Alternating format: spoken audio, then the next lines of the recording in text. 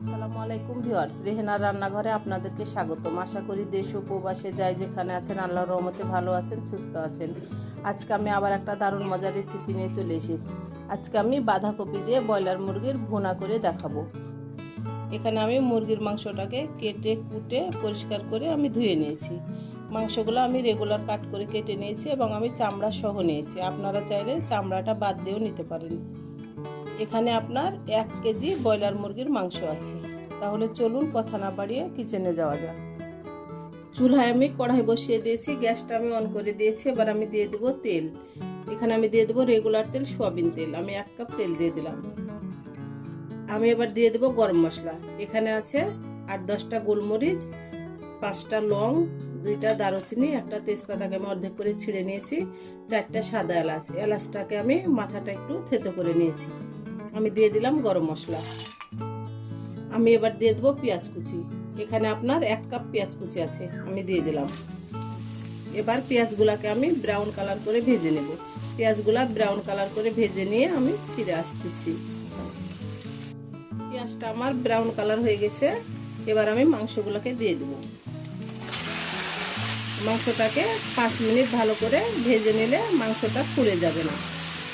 মাংসটা ভালো করে আমি 5 মিনিট ভেজে নিয়েছি। এবার আমি দিয়ে দেব আদা বাটা 1 চামচ, রসুন বাটা 1 চামচ। আমি এবার ভালো করে আবারও 2-3 মিনিট আমি মাংসটাকে আমি কষে নেব। তাহলে আদা রসুনের যে একটা কাঁচা গন্ধ আছে সেটা তাহলে চলে যাবে। আদা রসুন দেওয়ার পরে মাংসটাকে আমি 2-3 মিনিট কষে নিয়েছি। এবার আমি দিয়ে দেবো গুঁড়া মশলা।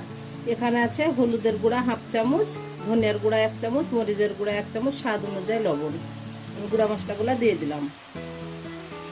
এবার আমি ভালো করে মাংসটাকে 5 মিনিট আমি কষে নেব। মাংসটা আমি 5 মিনিট কষে নিয়ে আমি ফিরে আসতেছি। আমি ভালো করে 5 মিনিট কষিয়ে নিয়েছি। এবার আমি দিয়ে দেব একটা বড় সাইজের আলুকে আমি এভাবে কিউব করে কেটে নিয়েছি। আমি দিয়ে দিলাম আলু।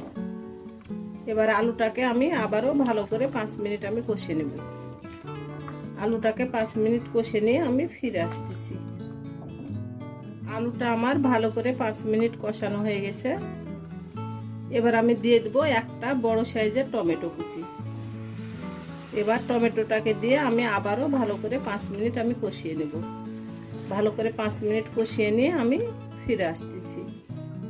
5 মিনিট পরে আমি ঢাকনাটা উঠিয়ে নিলাম। আমি এবার দিয়ে দেব বাঁধাকপি। বাঁধাকপিগুলোকে আমি আগে ধুয়ে তারপর আমি এই সাইজ করে কেটে নিয়েছি। আমি দিয়ে দিলাম বাঁধাকপি। এখানে মাঝারি সাইজের একটা বাঁধাকপি আছে। আমি এবার ভালো করে নেড়ে চেড়ে দেব। আমি এবার ঢাকনা দিয়ে ঢেকে 5 মিনিট রান্না করে নেব। 5 মিনিট পরে আমি ফিরে আসছি। আমি আবারও ঢাকনা দিয়ে ঢেকে আমি 10 মিনিট রান্না করে নেব। 10 মিনিট পরে আমি ফিরে আসতেছি। 10 মিনিট পরে আমি ঢাকনাটা উঠিয়ে নিলাম।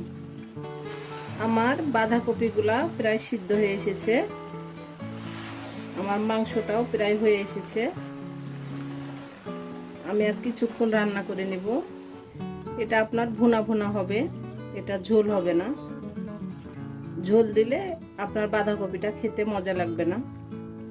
সেজন্য এখানে পানি ব্যবহার করার কোনো প্রয়োজন নাই। আপনার বাঁধাকপি থেকেই পানি বের হবে। আমি এবার দিয়ে দেব ভাজা জিরার গুঁড়া 1 চামচ। দিয়ে দিলাম 4টা কাঁচামরিচ।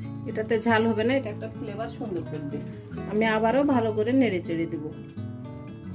আমার ভিডিওগুলা যদি ভালো লাগে তাহলে আমার রেসিপিগুলা দেখার অনুরোধ রইল। যদি ফেসবুক থেকে দেখেন তাহলে অবশ্যই একটা ফলো দিয়ে দিন।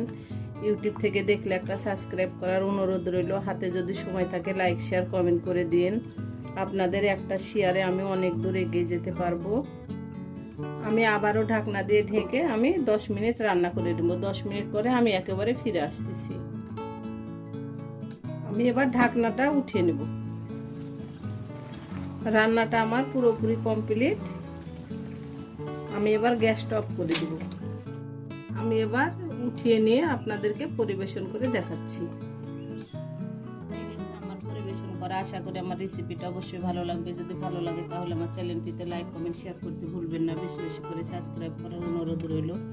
তাহলে আজকের মতো এখানে বিদায়। আবার অন্য কোনো রেসিপি নিয়ে আসবো। সবাই ভালো থাকবেন। আল্লাহ। হাফেজ।